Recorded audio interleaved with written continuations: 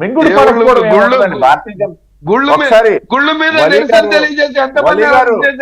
వలి గారు మీరు చాలా విమర్శలు చేస్తే నేనేమో ఇప్పుడు మాట్లాడలేకపోలేదు.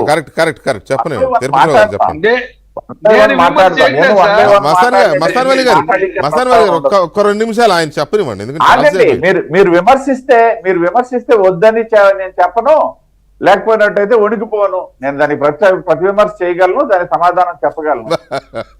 మా వైపు 1,000 చూపిస్తే మీ వైపు 3,000 చూపిస్తే మీరు ప్రభుత్వాలు కూడడం గురించి మాట్లాడారు. నేను చెప్తున్నా, అసలు ఇది 356 ఆర్టికల్ ఎప్పుడైనా మేము ప్రయోగం చేశామా? మేము వచ్చిన తర్వాత ఈ 10 సంవత్సరాల్లో కానీ లేదా వాజ్పేయి గారి సమయంలో కానీ రాష్ట్ర ప్రభుత్వాలు ఎక్కడైనా కూల్చావా? ఏదైనా జరిగిందనేసి అంటే వాళ్ళకు వారు ఎవరైనా ఏకనాథ్ షిండే రావచ్చు,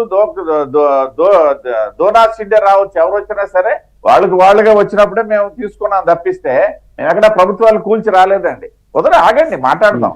నేనేమంటానంటే వెంకటకృష్ణ గారు మీరు అడిగిన ప్రశ్నకు సమాధానంకి వస్తూ ఒక్క విషయం, రాష్ట్ర ప్రభుత్వము ఏ రోజు కూడా కేంద్ర ప్రభుత్వానికి సంబంధించినటువంటి అంశాల వరకైతే వాళ్ళు కూడా విమర్శించలేదు, నేను అంగీకరిస్తాను.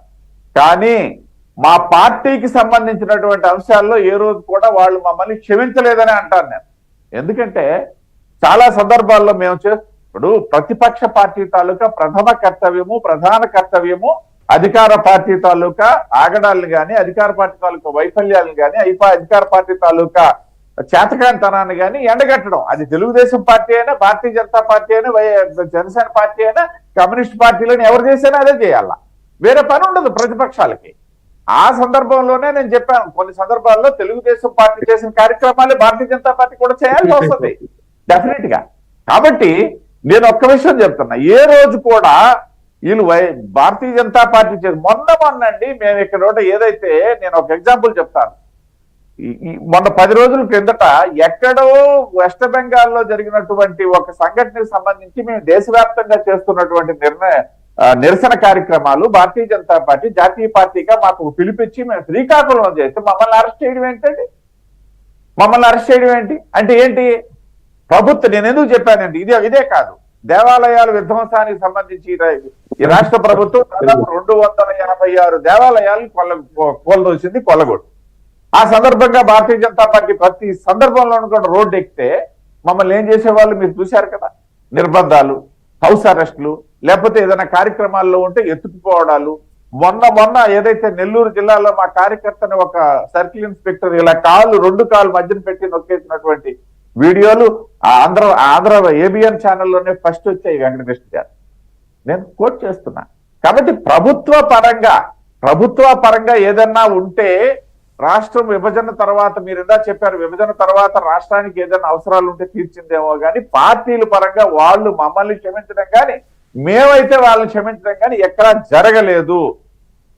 ఇది ఒక విషయాన్ని నేను స్పష్టం చేస్తున్నా.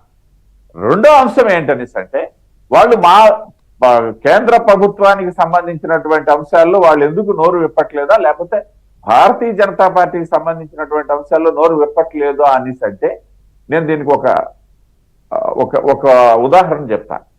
ఒకటి, వాళ్ళు ఎప్పుడు చెప్పింది ఏంటంటే మేము ఆహ్వానిస్తాం, రాష్ట్ర ప్రభుత్వంగా రాష్ట్ర ప్రయోజనాల దృష్ట్యా మేము కేంద్ర ప్రభుత్వంతో సత్సంబంధాలు నెరవేర్చుకుంటామని చెప్పేసి మొట్టమొదట, అంటే అఫ్కోర్స్ ఆయన అధికారంలోకి రాకముందు నాకు 25 పార్లమెంట్ సీట్లు ఇచ్చినట్టయితే నేను నరేంద్ర మోడీ మెడలో ఉంచుతానని చెప్పేసి అన్నటువంటి వ్యక్తి, దాన్ని కూడా నేను గుర్తు చేస్తున్నా.